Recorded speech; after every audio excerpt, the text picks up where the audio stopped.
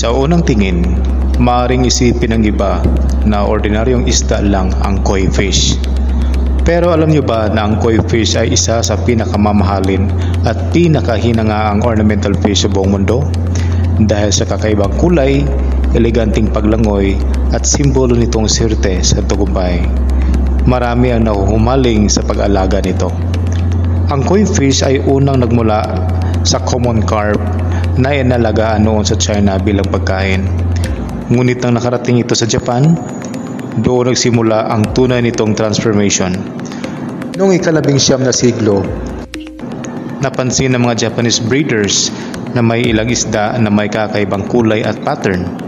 Dahil dito, maingat nila itong pinalahi hanggang sa mabuo ang iba't ibang klase ng koi na kilala natin ngayon. Isa sa pinaka-interesting na katangian ng koi ay ang makukulay nitong disenyo.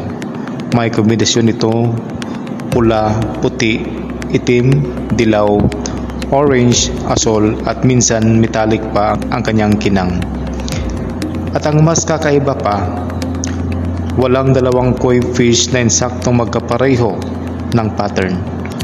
Para silang living artwork na lumalangoy sa tubig.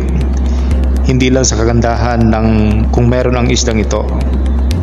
Kilala rin ito bilang simbolo ng lakas, tiyaga at determinasyon.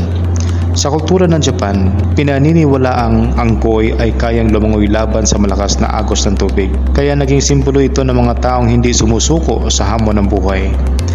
Kaya maraming tao ang nag-aalaga ng koi hindi lang bilang hobby, kundi bilang inspirasyon din sa pang-araw-araw. At alam nyo ba, ang koi fish ay maaring mabubuhay ng napakahabang panahon hanggang 70 taon kung maayos ang pag-alaga nito. May mga naitalang koi pa nga na umabot ng higit 200 taon. Kaya sa Japan, ang koi ay simbolo rin ng mahabang buhay at magandang kapalaran. Bukod dito, matalino din ang koi kumpara sa ibang isda. Nakikilala nila ang taong pakain sa kanila at pinsan ay lumalapit pa nga kapag nakita ang kanilang mga owner.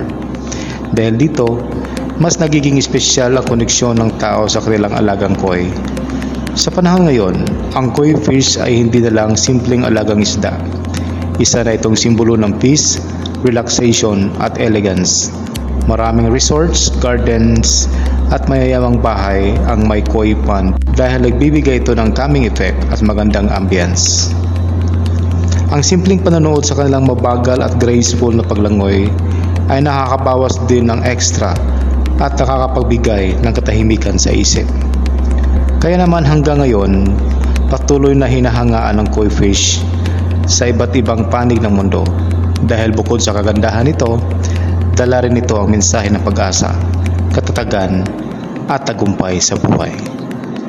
Kung gusto mo pa ng itong mga content, maaari po kayong mag-subscribe, mag-follow at pakishare na rin ng video ito.